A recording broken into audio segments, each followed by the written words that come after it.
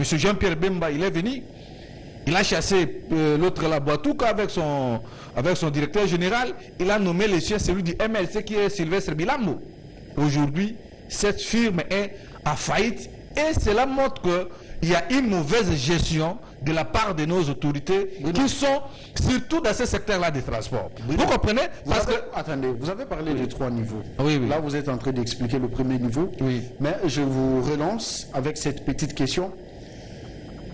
Que fait Jean-Pierre Bemba dans le redevance que la population doit payer à l'hôtel de ville? Non, Jean-Pierre Bemba vient faire quoi? Jean-Pierre Bemba vient faire quoi? Là, parce que c'est dans le secteur des transports, c'est lui qui est le patron. Exact. Vous comprenez? Aujourd'hui, à Kinshasa ou sur l'étendue du territoire national, l'État congolais ne dispose pas de bus ou de moyens de déplacement. Vous avez raison. Là, ici, nous parlons des taxes, nous parlons de la redevance. Oui. Alors, vous oubliez que Jean-Pierre Bemba aussi avait lancé ce genre de truc pendant la période de décembre ici, la fréquence. Oui, voilà. Jean-Pierre Bemba avait lancé, non, plus c'était pour le permis de conduire. Mais il y a cette obligation ici revient encombre l'hôtel de ville qui a jugé j'en arrive que les citoyens puissent payer la taxe, la redevance, de sorte que cet argent profite à la ville pour pallier à certains problèmes. Vous dédouanez Jean-Pierre Bemba. Mais non, je ne vais pas. Parce que je vois comme si vous ne voulez pas me laisser.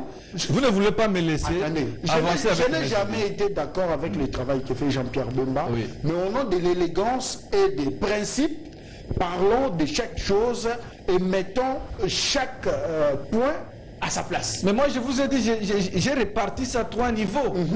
Bon, comme vous ne voulez pas que nous... Non, parce que nous parlons de la ville. Nous parlons de secteur de transport. Jean-Pierre Bemba, il figure, mon cher Christ. Exact, vous avez raison. C'est pour cela que je cite Jean-Pierre Bemba. Donc Jean-Pierre Bemba, dans son secteur, il a échoué.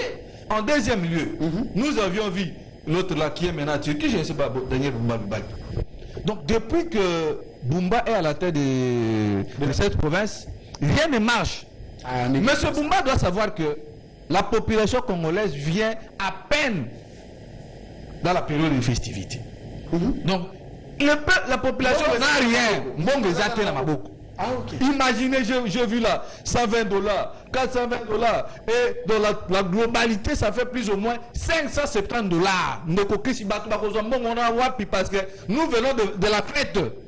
Les parents ont dépassé, ils ont pu préparer pour que les enfants soient quand même visibles d'après tout. Donc aujourd'hui, moi je pense que Daniel Bumba, je me pose des questions depuis que le président Tshisekedi avait dit la ville n'est pas gérée, mais il continue toujours à faire souffrir la population. Parce que tout ce que Bumba est en train de faire, tout ça reviendra à la tête du président de la République.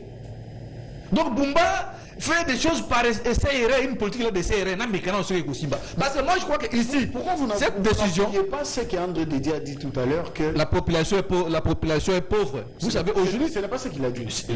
Ce propos ne me concerne pas. Non, je voulais juste vous relancer. Oui. Je vous relance dans le sens où il a très bien expliqué que nous devons quand même nous approprier cette culture de payer nos redevances. Excusez-moi, monsieur, est-ce que la population chinoise a refusé de payer les impôts et les taxes? Non, moi je dis non. Est-ce que la population ou bien le peuple congolais dans son ensemble d'ici le mois de décembre est payé?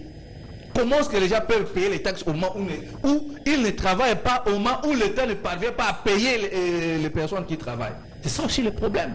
Parce que si l'État paye les agents, les fonctionnaires, vous allez voir, ces personnes-là auront aussi l'obligation d'aller payer les impôts. Mais pendant que vous ne voulez pas payer les gens, depuis le mois de décembre, les gens ne sont pas encore payés. Le troisième point. Vous comprenez? Donc ici, Bumba, son compétence est maintenant exposée au vu et à la portée de tout le monde. Parce que moi, oui, n'oubliez pas que vous êtes c'est une décision qui sera mornée. Comportez-vous un bon citoyen. Mais je vous dis, comportez-vous un bon citoyen. Moi, je me comporte un bon citoyen. Vous savez que ça fait combien de temps que la population congolaise n'avait plus les permis de conduire? Savez-vous combien de temps la population congolaise ne payait plus l'assurance? J'entends certains dire que non, l'assurance n'est pas une obligation. Savez-vous combien de temps la population congolaise ne payait plus la vignette? Et donc ce sont des habitudes que nous devons nous approprier Non, excusez-moi. Et puis aider à la ville d'avoir les moyens, parce que nous parlons de l'état de route, nous parlons de plusieurs problèmes sur la ville. Mais vous manque d'éclairage, manque d'eau et tout ce qui va avec. Mais la ville a besoin d'argent pour se construire. Et c'est par cette manière que la ville aura assez de moyens. Moi, je pense que c'est une façon de rationner la population quinoise que Daniel Bumba veut instaurer. Vous avez parlé des permis de conduire. Vous savez que ça fait plus ou moins depuis que le président est là. À un moment donné, on avait interdit, on avait autorisé plutôt que les gens puissent circuler librement, des choses, des permis de conduire, quelque chose pareil comme ça. Imaginez-vous dans un pays où on autorise les gens de circuler librement. Donc, ce qui est bien que Betty me conduit là, la mouque, maintenant là, je dois improviser quelque chose. Donc, ici, les responsabilités sont partagées. L'État congolais n'a pas pu payer les gens. Et par contre, moi, je pense que aujourd'hui, M. Christ, les Congolais vivent par on appelle ça quoi? Le taux du jour. Ce qui a limité à Goliath. Maintenant, subitement comme ça, vous lui dites de payer plus ou moins 570 $. Vous savez, 570 $, aujourd'hui, c'est équivalent à combien de millions la vignette revient à... Bon, la vignette aussi, ça dépend des marques de voitures que vous avez, hein, le nombre des CV, tout ça. Les conducteurs en savent un peu plus, ce sont des termes techniques. Ça commence à partir de 54, 60, 70, 90, et ainsi de suite. La vignette, 70 $. Permis de conduire, d'ailleurs le permis de conduire est plus cher que le passeport congolais, parce qu'il revient à 120 $.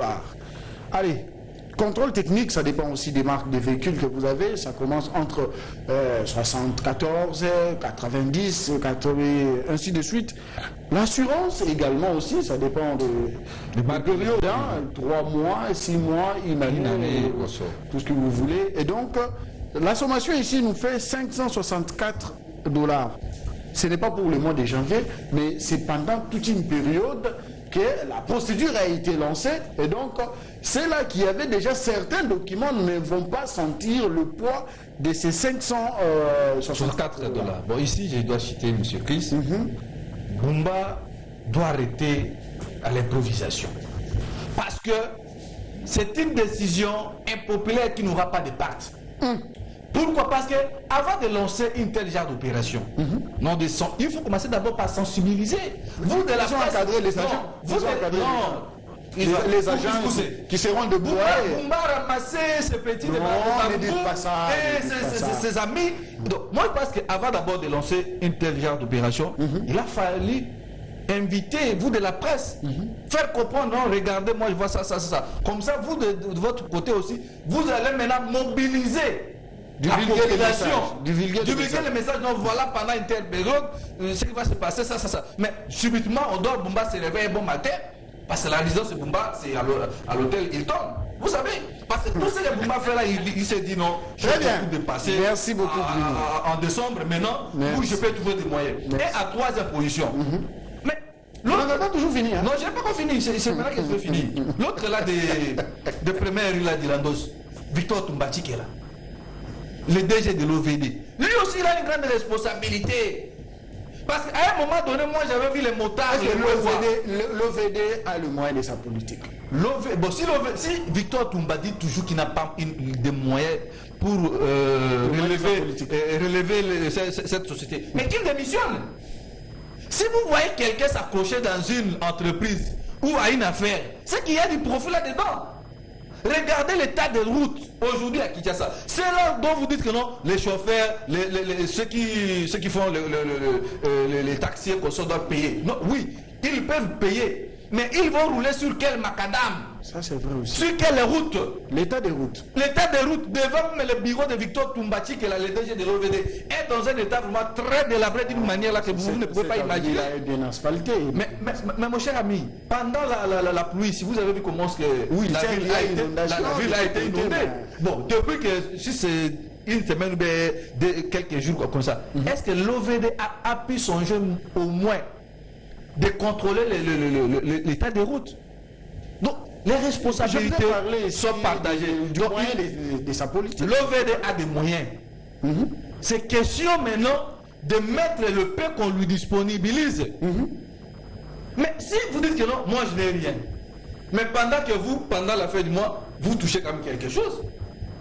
C'est pas de sa faute. Non, c'est de sa faute parce que chaque entreprise de l'État, selon le budget, on met quelque chose à sa disposition. Donc aujourd'hui, si vous regardez...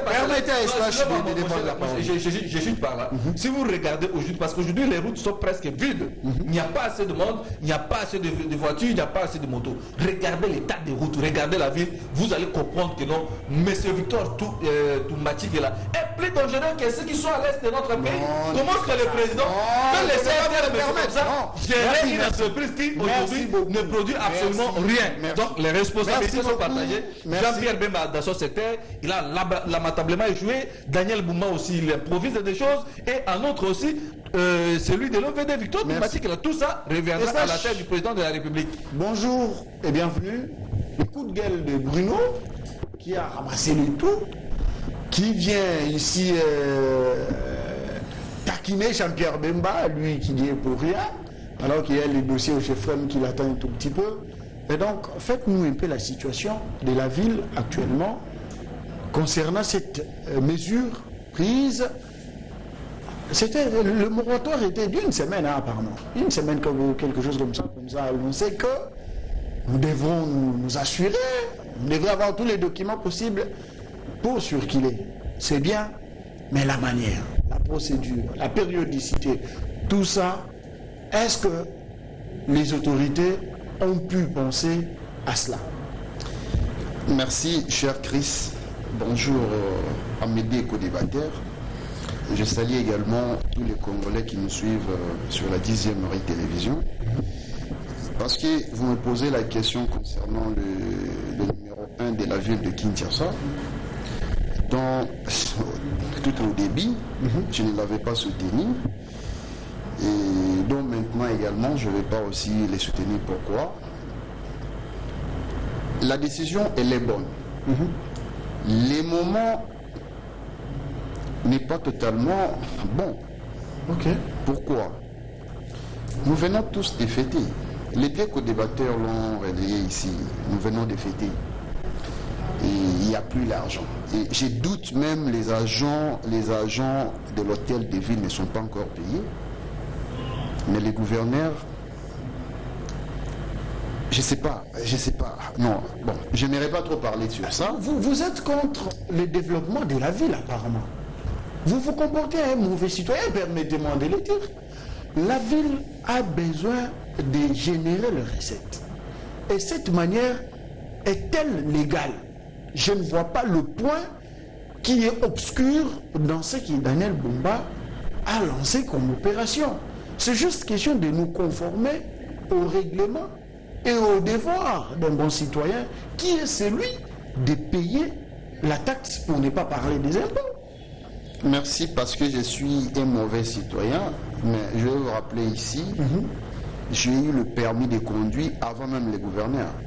Lui n'a eu que le vendredi passé. Non, il ne faut pas nous dire que non, vous nous accusez. Il y a des Congolais qui nous suivent, ils disent que non, je suis un mauvais citoyen. Pendant que j'ai mon permis de conduire, il y a cela près de 4 mois. Le gouverneur n'a eu qu'il y a 2 ou 3 jours passés. La décision... Il n'a pas prêché par l'exemple, lui. Hein? Mais ce n'est pas un exemplaire. C'est la raison pour laquelle, vous voyez, il se retrouve à prendre une décision qui paralyse toute la ville. Et je me dis aujourd'hui, nous sommes à l'époque de l'opposition, où l'Étienne Tshisekedi lançait de ville morte. Aujourd'hui, nous sommes en ville morte. Soit peut-être, nous sommes dans les jours fériés. Nous venons de célébrer, n'est-ce pas, le 16 janvier et le 17 janvier. Et aujourd'hui, nous célébrons encore le 26 janvier qui s'ajoute. Il faut aider les chefs. Mais sérieux, il faut aider les chefs. C'est bien qu'il n'y a pas d'embouteillage, mais le petit peuple souffre. On ne peut pas prendre une décision qui pourrait peut-être nuire à la population qui vous ont donné les pouvoirs. Est-ce que la décision les autres sont madame beaucoup ezali pour na pesa ba congolais kana ba inatata mokonzi mboka? Mais bien sûr, je vais dire non, écoutez cher ba émission aux ana mutuka mbongo ya kosomba mutuka 5 000, 10 000, 20 000, 50 000, 100 000 dollars ozui, mais pour futa au etali vignette osomba permis, il y a comme problème. Cher Mukuna, je suis du pouvoir, mais je ne vais pas soutenir les contrôles lancés par les gouverneurs. Pourquoi on ne peut pas lancer les contrôles pareils au même moment? Contrôle de vignettes, contrôle de permis, contrôle technique, contrôle des autorisations, assurance, assurance également, 5 contrôles à la fois. Même si on veut payer la redevance, ça ne serait pas de cette manière, ça ne se fait pas. Donc la procédure est biaisée quelque part. Très biaisée, et je doute même que le gouverneur a les bons conseils. Il est bien entouré. Non, il est très mal gouverneur. Et le vrai conseiller sont les gens qui passent à la télé. Ce sont eux qui vous disent la vérité. Le gouverneur a pris sa décision. Oui, moi je l'accepte comme tel parce que je n'ai pas de problème. On ne va pas aussi me demander ce que lui a dit là. On ne va pas me les demander. Mais pour les autres, ça serait comment? Les enfants aujourd'hui, est-ce qu'ils se sont rendus à l'école aujourd'hui? Ceux qui étudient à Gombe ici, ils se sont rendus à l'école? Je ne pense pas. Mais le gouverneur sortira de lui, chez lui à la maison, jusqu'à son bureau. Il oublie qu'il y a de petits enfants qui payent la moto les matins. Et lorsque vous prenez la moto, le trajet de 1000 francs, avec la journée ville morte d'aujourd'hui, ils vont payer à 10 000. Attendez, je ne suis pas ici en train de dédouaner Daniel Bumba, mais moi je vais à ce que, je ne dis pas que non plus que vous êtes des mauvais citoyens, mais je veux tout simplement que nous puissions justement nous approprier ces habitudes de payer l'impôt. Alors, nous savons tous, toi et moi, avant de crier, les comportements des chauffeurs, c'est là qui font les transports en commun. Vous savez comment ces gens se comportent. Vous savez l'état dans lequel ces gens-là mettent sur la place publique les véhicules démodés, qui ne sont pas passés au contrôle technique, qui n'ont pas de phares, qui n'ont pas de rétroviseurs, qui n'ont même pas les documents. Vous ne voyez-vous pas que c'est une manière d'épargner tous ces gens-là, tous ces brebis galeuses, de sorte que tout le monde se réglemente et que les choses reviennent à la normale. Mais écoutez, cher Christ, nous parlons même langage. La question n'est pas de voir peut-être le contrôle technique. La question, c'est la population qui se déplace d'un point A à un point B. Est-ce que c'est la même question qui s'est passée aujourd'hui? Est-ce que vous savez que cette même population que vous défendez, quand elle entre dans des bus qui ne répondent pas aux normes, est-ce que vous savez que cette population elle est exposée? Mais écoutez, si la population est exposée, mais c'est au gouvernement d'interdire ces gens de véhicules. Mais justement, la mesure est là, elle est tombée. La mesure prise par les gouverneurs, on n'a pas interdit le véhicule. On a juste demandé à certains conducteurs de se conformer. Merci. Ici, la question, c'est quoi? Vous allez la question est de voir les moments qu'il a pris sa décision ou les moments de la prise de sa décision. Le moment est très mauvais. Pourquoi? Aujourd'hui, le 26 janvier, mais il n'y a pas de véhicule en route et les gens font pied. Là, ça réjouit on vient de nous signaler que ça réjouit aussi. Bruno, vous les avez vus? Ils ne sortiront pas. Apparemment, Babimi, ils ne sortiront pas. Ils vont contrôler quoi? Nos véhicules à nous? Mais c'est la question. Parce qu'ils vont contrôler le véhicule, oui, on accepte. Mais pour le moment, ce sont nos véhicules qui marchent. La police n'est pas mais pas contrôler la police. Parce qu'ils veulent que les gens payent la redevance. Allez, ça ce n'est pas normal. Merci beaucoup. Deux fois, ça a fait rire. Mais quand même, on doit se le dire nos choses. Moi, en tout cas, je soutiens cette façon de faire. La ville a le moyen, mais les choses devraient être bien coordonnées. Les choses devraient être bien orientées de sorte que de telles situations n'arrivent pas. Parce qu'aujourd'hui, qu'on se le dise, nos enfants ont peiné, la ville est paralysée, les enfants ne savent pas comment arriver à l'école, les travailleurs non plus ne savent pas accéder dans leur bureau. Pourquoi? Parce qu'il n'y a pas de transport en commun. Raison pour laquelle je joins un tout petit peu, je corrobore l'idée de Bruno qui a fait mention de la Société nationale des transports. C'est comme par exemple, on avait à l'époque de Kimbuta, on avait Transkin, on avait Esprit de Vie, on avait Transco. Mais ce sont des bus qui devraient normalement, en cette période, circuler sur la ville et puis transporter la population. Ça les soulager. Mais aujourd'hui, on ne peut pas faire mention de la Société nationale des transports. Pourquoi? Parce que cette société est en faillite. Depuis que Tshisekedi est là, il a acheté à peu près 500 bus. Il a mis en place les garages de montage de bus. Mais sur terrain, nous ne voyons pas de bus Transco en masse. On ne sait pas comprendre pourquoi. C'est quoi la politique? C'est quoi la stratégie? Qui est en train de mentir? Qui est là pour servir la population? Prenons la thématique. La situation sécuritaire dans l'Est, on en parle. André Didieu, vous avez la parole. Nous avons assisté la semaine dernière à cette sortie dans la ville d'Ouvira des rebelles qui se sont retournés d'où ils venaient. Une victoire de plus sur le plan diplomatique. Et aujourd'hui, devrons-nous à présent penser comment mettre hors état de nuire tous ces rebelles qui sont déjà dans nos murs? Car il va falloir rappeler ici qu'à leur passage, en rentrant, ils ont saccagé plusieurs institutions dans la ville d'Ouvira. Et donc, aujourd'hui, ces rebelles, qu'est-ce que le gouvernement, ou soit le FARDC, peuvent mettre en place comme stratégie pour jeter définitivement ces rebelles hors état de nuire pour respecter l'intégrité territoriale de la RDC? Monsieur Chris, concernant la crise qui persiste à l'est de notre pays, vous savez, il y a un problème que nous les Congolais nous devons savoir. Tout ce qui s'est fait ici au Congo, ce n'est pas question de l'incompétence de notre armée.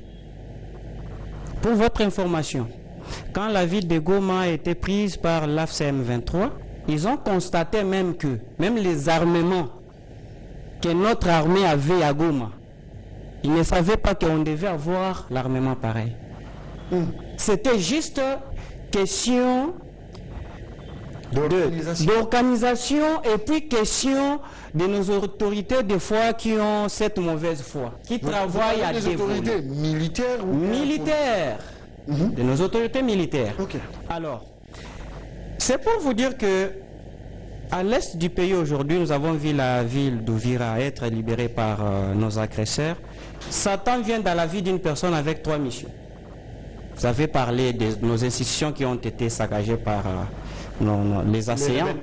Alors, il se fait que Satan vient pour détruire, tuer et égorger. Alors, dans leur calcul, et penser que, vous voyez, quand le chef de l'État disait « Je ne peux pas dialoguer ou négocier avec ces gens-là qui sont les patins. Je dois collaborer avec les responsables. » Personne n'est mieux informé ici au Congo que le président de la République. Exact. C'est ce que les gens ignorent des fois. Nous ramassons des informations ça et là, des fausses informations. Non, on a dit ceci. Ce n'est pas ça la réalité. La réalité est autre que ce qui se dit dans des réseaux sociaux. Parce que sur les réseaux sociaux, nous avons des profitants positionnistes, ceux qui passent à la télé pour individualiser la RDC, tandis que notre dénominateur commun, c'est d'abord le Congo. Très bien. Et nous devons plus aimer le Congo que nos couleurs politiques, plus que même nos dirigeants. Parce que ce qui nous a fait aujourd'hui, ce que nous sommes, c'est le Congo. Alors, moi je pense que le problème de l'Est de la RDC, ça ne nécessite pas normalement les dialogues. Parce que je vois les gens... Vous êtes contre? Mais ça m'engage que vous vous opposez? Parce que je vois aujourd'hui les gens qui prennent les dialogues. Je vois aujourd'hui... Est-ce que c'est mauvais? Mais moi je peux vous dire que c'est mauvais. N'oubliez pas qu'à l'époque où vous étiez dans l'opposition, combien de fois avez-vous en amont, je parle en amont et en aval. Allez-y. Pourquoi le dialogue est mauvais? Dans une république sérieuse, on ne peut pas aller au dialogue. Dans une république sérieuse, on ne peut pas parler de dialogue. Prenons l'exemple. Tshisekedi, c'est un président de la République élu au suffrage direct. Le peuple congolais s'est exprimé valablement aux urnes en 2023. Le gouvernement actuel, c'est un gouvernement légitime. Et dis-moi aujourd'hui, Tshisekedi et les députés, ce sont l'émanation de la population, du peuple congolais. Les peuples congolais ont mandaté ces gens pour les représenter. Maintenant, toi, on t'a mandaté pour représenter quelqu'un et tu dois d'abord laisser ton rôle pour aller chercher quelqu'un sans qualité, pour parler avec lui. Les opposants n'ont pas qualité. Quand vous parlez de l'opposition, vous faites allusion à quoi? Nous avons des oppositions ici au Congo. Nous avons l'opposition armée. Je parle de toute l'opposition. Non, en tout cas, d'ailleurs. Kaboun, à présent, il est en Belgique, où il a été accueilli par la diaspora. Nous avons Joseph Kabila qui est dans l'opposition armée. Nous avons Nanga qui est dans l'opposition armée. Et n'oubliez pas qu'ils ont également soumis leurs conditions pour que ces dialogues aient lieu. Voyez-vous, tu sais que d'obtempérer face aux propositions de l'autre camp? Moi, je pense que s'il faut qu'il y ait bel et bien dialogue, il y aura ceux-là qui vont participer et ceux qui ne vont pas participer. La première personne. C'est là où est le problème. Kabila ne peut jamais participer au dialogue. Pourquoi? Nanga ne peut jamais participer au dialogue. Quelqu'un qui a versé le sang des Congolais, et aujourd'hui, il va donner quelle leçon? Et on va dialoguer sur quoi? Nanga et Kabila, ils peuvent nous dire aujourd'hui, ils sont frustrés pourquoi? Sans Congo, est-ce qu'ils devaient devenir ce qu'ils sont? Mais comment nous vivons dans un pays où quand quelqu'un, un individu, était satisfait de ses intérêts égoïstes, il doit toucher aux armes pour saboter toute une nation? Et vous verrez les gens en cravate pour défendre des genres de personnes. C'est pour cela que nous insistons sur les changements de la mentalité. Et quand on prend la cohésion nationale, ce n'est pas les individus. Monsieur Chris, parlons-en. Est-ce que pourquoi ici au Congo, quand on veut parler de dialogue, on voit toujours les individus? Il faut Kabila, il faut Tshisekedi, il faut Katumbi. Les individus. L'intérêt du peuple congolais est où? Très bien. Et pourquoi on doit toujours parler du dialogue? Pour quelle finalité? Depuis 1990, la RDC, je dis bien, a connu au moins plus de 15 accords. Qu'est-ce que ça nous a apporté? Citez-moi aujourd'hui, dans le monde entier, un pays qui a été développé grâce au dialogue. Un seul pays. Nous avons les Google, nous avons les Internet et consorts. Citez-moi un seul pays au monde qui a été développé grâce au dialogue. Pourquoi vous ne voulez pas de ces dialogues? Nous ne voulons pas de ces dialogues parce que, nous sommes encore au cours de notre mandat. Le gouvernement en place est légitime. Le moment n'est pas propice. Le moment n'est pas propice. Et on ne peut pas céder à ceux qui veulent restaurer leur santé politique au détriment du peuple congolais. Nous ne voulons pas. Dialoguer, c'est bon. D'ailleurs, notre président de la République, dès son accession au pouvoir, c'est un homme qui aime les dialogues. Vous n'allez pas me contredire. C'est quelqu'un qui a toujours tendance à appeler ses amis. Il avait même dit qu'il appelle les intouchables, corrupteurs et corrompus d'hier à la nouvelle conversion. Qu'est-ce que Tshisekedi n'a pas fait? Et on veut nous faire voir que le gouvernement a échoué. C'est pour cela que nous devons passer des faux et archi-faux. Il y a l'effort de guerre. Vous êtes quand même d'accord avec ceux-là qui disent que le gouvernement a échoué? Bon, je pense que dans l'œuvre humaine, les imperfections ne manquent. Non, nous parlons de l'échec. Il n'y a pas l'échec. Il n'y a pas l'échec. Comment vous le prouvez? Bon, je peux vous prouver d'abord, aujourd'hui, l'article 74 de notre Constitution. C'est plus que le président de la République, quand il prête serment, il est censé d'appliquer la loi et de protéger. Vous voulez dire que quand Goma et Bukavu est tombé, tu sais qu'il n'avait pas protégé? Nous avons eu des traîtres dans ces pays. Aujourd'hui, vous voyez, un chef d'état-major général. Mes traîtres, Monsieur Chris, qu'est-ce que Tshisekedi n'a pas fait dans ces pays? Nous savons, leur souci est que Tshisekedi doit quitter, Tshisekedi doit partir. Tshisekedi n'est pas éternel. Mais laissons le temps au temps, et le temps nous donnera raison. Très bien. Et nous avons connu dans ce pays, citez-moi un peu, un monsieur de 28 ans, faisons un peu le calcul. Je pense que les fonctionnaires de l'État qui me suivent me donneront raison. Kabila, à l'âge de 28 ans, il est colonel et, voulais-je dire, général-major. D'une manière logique, les montées de grade dans la fonction publique ou l'administration publique, c'est après 3 ans. Comment un monsieur de 28 ans, il est général-major ici au Congo, à l'âge de 28 ans? C'est qu'il a intégré, donc l'âge pour l'intégration dans l'armée, c'est 18 ans. Supposons que Kabila a intégré l'armée à 18 ans. À l'âge de 28 ans, Kabila est consacré comme les général-major. C'est dans ce pays. Par quelle magie? Est-ce qu'on en parle? Par quelle magie? C'est la question qu'on se pose. Même s'il y a des particularités, ça ne se fait pas au monde. Fuyez les informations. Ça ne se fait pas. Aujourd'hui, Tshisekedi est le premier président, j'ai dit en Afrique, de prendre le salaire d'un fonctionnaire de l'État qui était payé à 17 000 francs, multiplier son salaire à 135 fois, ce qui fait 3 millions. Non, arrêtez, ne gâchez pas l'émission. Hein. Moi, je crois que tu avais ton temps. Tempérance, tu auras le temps de t'exprimer. Je vous donne ce qui est vrai. D'ailleurs, l'ami veut de dire quelque chose de fausseté. Les fonctionnaires d'État ne sont pas payés. C'est faux, archi faux. Bruno, hein. Mais j'ai dit c'est faux, archi faux. Quels sont ces fonctionnaires qui ne sont pas payés au mois de décembre? La désinformation. Ah, ok. S'il a de preuves, moi aussi j'ai des preuves. C'est la désinformation. Et c'est la tyrannie qui entrave aujourd'hui nos populations par rapport à la démagogie communicationnelle. C'est de la démagogie. Très bien, allez. Tous les fonctionnaires ont été payés au mois de décembre. Et puis, vous allez chuter. Je chute par là. D'ailleurs, moi, je suis de l'UDPS. Mais laissez-moi au moins féliciter Adolphe Mouzito. Il est de son parti. J'ai dit bien. Il est de son parti. Ça lui engage que lui. Depuis que Mouzito est aux affaires au ministère du Budget, les fonctionnaires de l'État, on les payé. Si c'est le mois de janvier, vous allez toucher au mois de février. Si c'est février, mars. Posez la question à tout fonctionnaire qui se respecte. Congolais qui aiment ce pays. Depuis que Mouzito est là. Depuis que Mouzito est là, il a payé tous les arriérés pour 2025. Il n'y a aucun fonctionnaire qui est en retard. Donc il faut saluer Mouzito. J'ai dit il faut saluer tout celui qui incarne, et Doudou Femme, tout celui qui incarne la vision du chef de l'État. Très bien. Nous n'allons pas toujours parce que c'est rouge. Quand quelqu'un fait bien, on doit avoir cette culture d'applaudir et d'encourager. On ne peut pas toujours venir Merci beaucoup, parler, je ne sais pas moi. Il est de l'UDPS, Je comprends que moi, vous me donnez peu de minutes, mais les amis ont répondu. Donc vous avez beaucoup parlé. Non, je n'ai pas Vous avez parlé pendant 10 minutes. Non, je n'ai pas beaucoup parlé. Si, vous avez parlé. Jusqu'alors, même l'idée, je n'ai pas encore acheté. Vous allez chuter alors. Faut pas vous plaindre, vous êtes père, hein, un père de famille. Oh là là, Chris. Allez, en 2026, c'est un gars par minute et belé là.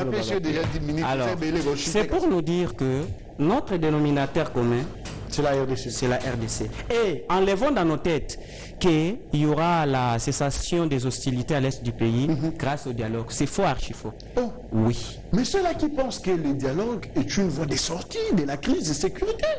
Je pense que, d'ailleurs, il y a une question qu'on doit se poser. Le Congo ne traverse pas un moment de la crise institutionnelle. Ça, c'est ce que les opposants doivent savoir. Nous traversons une crise sécuritaire. D'ailleurs, nous sommes agressés.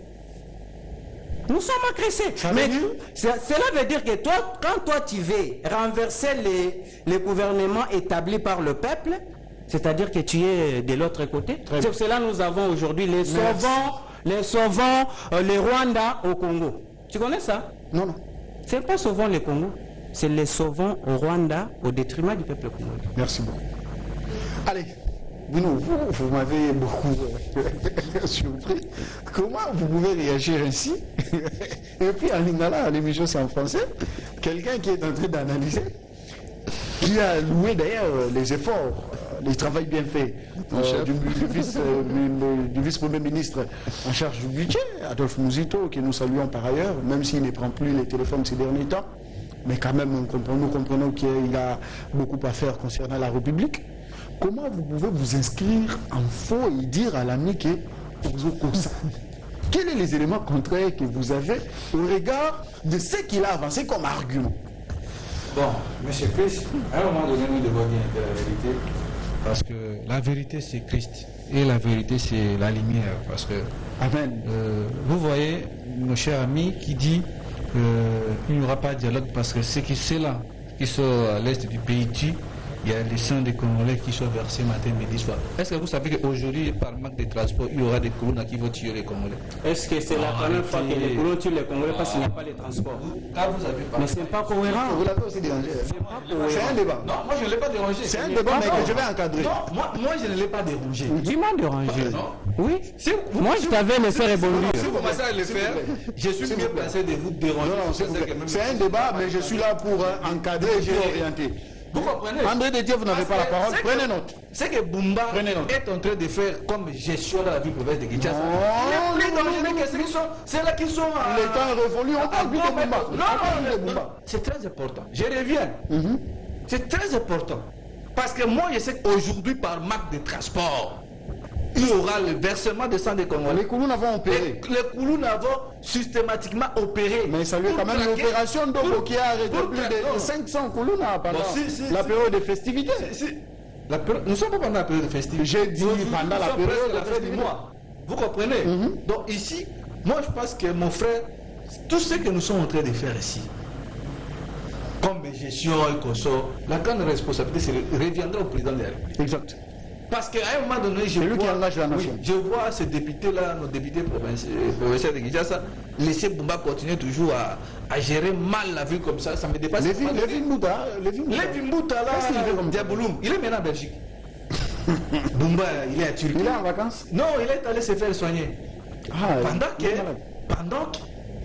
la ville est mal gérée, Lévi Mbouta est là, à Belgique.